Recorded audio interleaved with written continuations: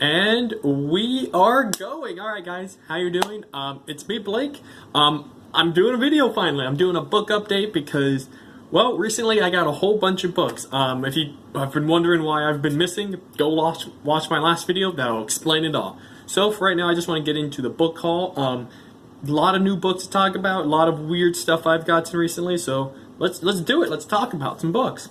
The first one I want to talk about is a dictionary, quotations from Shakespeare. I got this from a secondhand shop.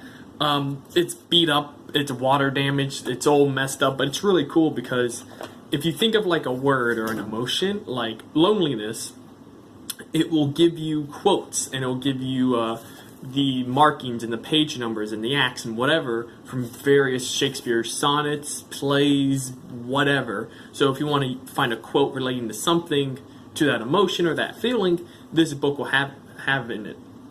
It's almost like a thesaurus but for Shakespeare, or a dictionary of quotations, like the title suggests. I really like this book. It's a really cool way of finding a more obscure Shakespeare quotes relating to... What are you doing? Stop that.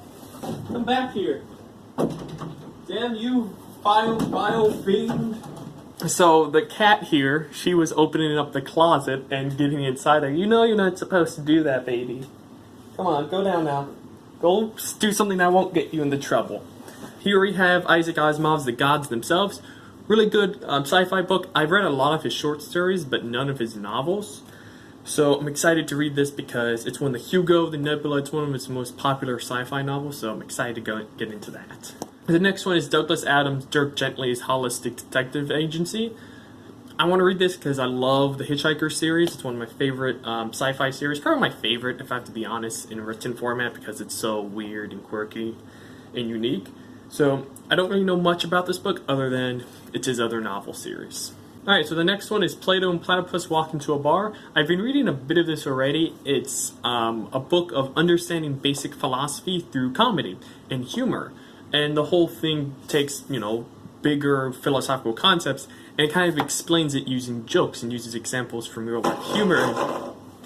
Noelle, stop playing with that! She's a bad little kitty. She was playing with the little, the doorstop thing. It has kind of a spring and the little rubber thing. She was messing with that and she knows she's not supposed to. I'm really enjoying this book. I don't have a huge interest in philosophy, but it's cool to learn about things you normally don't read about. And there's plenty of good jokes. It's an easy read. It's fast. I've been taking some notes actually on it because there are some concepts and ideas in here and vocabulary that they make up for the concept of this book that I really love. So I really enjoy it. Easy read. I can read like a couple pages and get a whole section done. It's quick, it's fast, it's cool. This book I actually got from a bookstore that was going out of business near me. This is called The Legion of Regrettable Supervillains. This is a list of 50 random supervillains and strange, obscure anti-heroes and just weird people from throughout comic book history, all the way from the golden age of comics in the 1930s all the way up into the modern age of comics. And I love it. It's funny, it's weird, you get some strange, you can read into some of the strange decisions made when writing some of these characters, and just a basic storyline. A lot of these guys get like one comic book issue and never show up again, but I love this stuff because it's a good look into the history and the mindset of comic books at the time. This next one's actually pretty cool. This is just a collection of short stories. It's called Vengeance by a bunch of mystery writers. It's about vengeance. Different short stories revolve around that idea. And the cool thing is, I found out about this recently, it's actually signed by Lee Child, the editor. Lee Child's a pretty big author. I've actually never read any of their work, but they signed it, the editor. And I've seen a bunch of their books always around, so it's really cool to have a signed novel. I've never had one before, so that's really cool. I know it's not exactly a novel, and it's not their own original work, but still it's kind of cool to have an editor sign the book. So, yeah, I'm really happy to have that. So, all the next books are a bunch of gifts. I got a huge box of books from Christmas from someone. They knew I got rid of a bunch of books recently, so they gave me a whole box of new ones to start reading, and yeah, it's a pretty big, hefty list. So the first one, which I'll actually be reviewing shortly on the channel because I just finished it, is Scott Pilgrim's Precious Little Life. This is the comic book, manga, whatever you want to call it. It's a weird thing. I'll talk about it in the review, actually. But yeah, it's the first volume in, I think, a 7-volume series. There's a movie adaptation of this, which if you haven't seen, please go watch. It's amazing. But yeah, I'm really happy to have this because I enjoyed the film. I already read it. It was pretty fast to read and it was really fun. This one's I'm actually reading right now, Pet Sematary by Stephen King. It's pretty good, not great. I have some issues with it. I'll be reviewing it because I'm pretty far into it. I got like maybe 2/3 of the way into this already, so yeah. This next one's hefty. Jonathan Strange and Mr. Norrell by Susanna Clarke. No idea what this is about. I just know it's very big.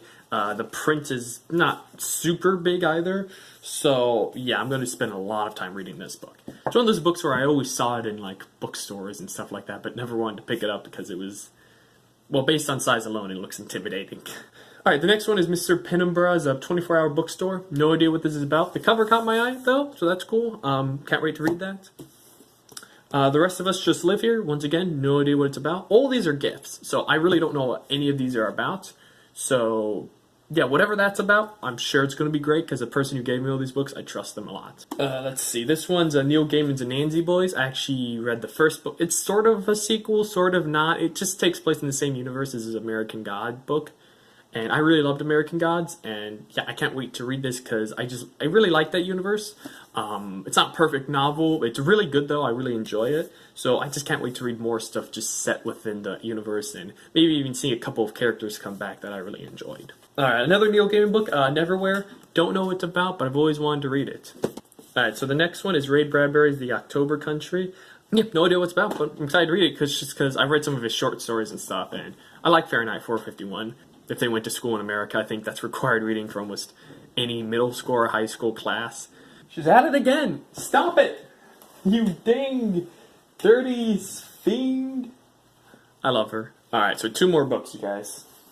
The next one is The Hateful Eight. It's actually the script from the movie. I really enjoy scripts. One of my loves is film. Aside from books, I actually love movies more, but yeah, I love this. I love getting scripts and stuff, and especially a Tarantino script because they're so unconventional and so weird to write. And he has such a unique style that I really love his scripts. I don't think this is his best film by any stretch. I actually think it's one of his weakest films, but I still like having this script because it's such a cool just thing to have. I've been wanting to watch the movie again anyways because it's winter time and it takes place during the winter, and I think this will be a good way of being able to read the script and just see how they translate that kind of stuff to screen. Alright, so then the last one is The Night Circus by Ari Morgenson. Don't know what this is about. I read the premise. It has this weird magical fantasy universe, and there's circuses, and it's kind of a weird setting, weird idea behind it, but it actually sounds right up my alley. Weird fantasy stuff set inside of a weird setting. That sounds pretty fun. So yeah, I'm excited to read that. Alright, and of course I have a couple of comic books that I got recently. If you guys aren't interested in that, of course click away. I mean, you could have stopped at any point. I can't stop you from not watching this.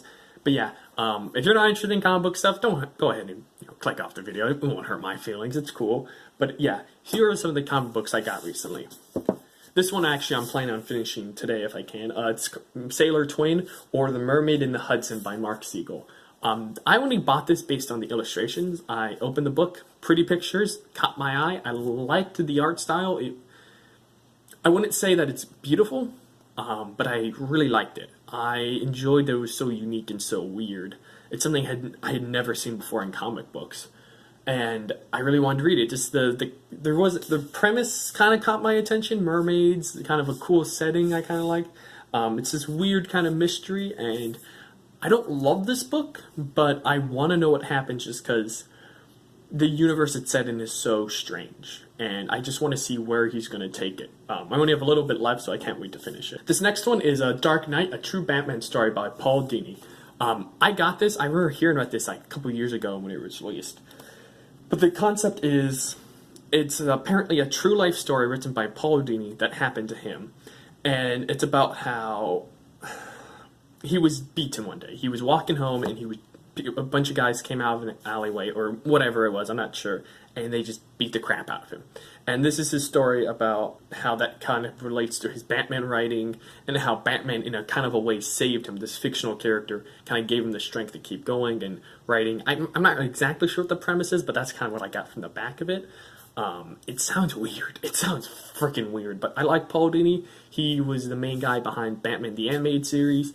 He wrote the script for the Batman Arkham games, which I'm not a huge video gamer, but those are really good video games, and the story alone is it's great. It's fantastic what he does in that story. And so yeah, I'm excited to read that. The next one is also by Paul Dini. It's Black Canary and Zatanna. It's called Bloodspell. It's apparently an original graphic novel. I like this kind of stuff. I like it's just its own story. It's contained. It's got a beginning. It's got a middle. It's got an end. And I really like these two characters. I think it's a kind of a cool duet. I've never really seen them do much stuff together, so I'm kind of cool to see them mingle and see how Paul Dini writes them. And yeah, it's kind of a cool duet. I just want to read that because it's a complete story. I don't have to read anything before or after it. This next one's kind of hefty. It's called Legends of the Dark Knight. It's a collection of stories by Marshall Rogers. He wrote the Batman comics back in the 1970s, I believe, and this is a collection of all the stories he wrote. I like that. It's just kind of a cool reference material, cool collection of comics that I've never really read. I don't think I've ever read much Batman stuff from the 1970s, so this is kind of a cool way of getting into that and understanding that era. And it's got some good artists behind it too, so that's cool. I like, obviously, the art in comics as well, so I can kind of see how his writing and their art intermingle with each other. Whew, I have to take a breath out of it. That was a lot of stuff, guys. Thank you for watching all this. I know this was a longer video. I don't know why I'm looking off to this side over here. I think something caught my eye and I just kept looking at it. But thank you guys so much for watching. I appreciate it. It's a long video, I know, but lots of stuff to get through. Reviews coming up very soon. I want to talk about Scott Pilgrim's, because I just finished that.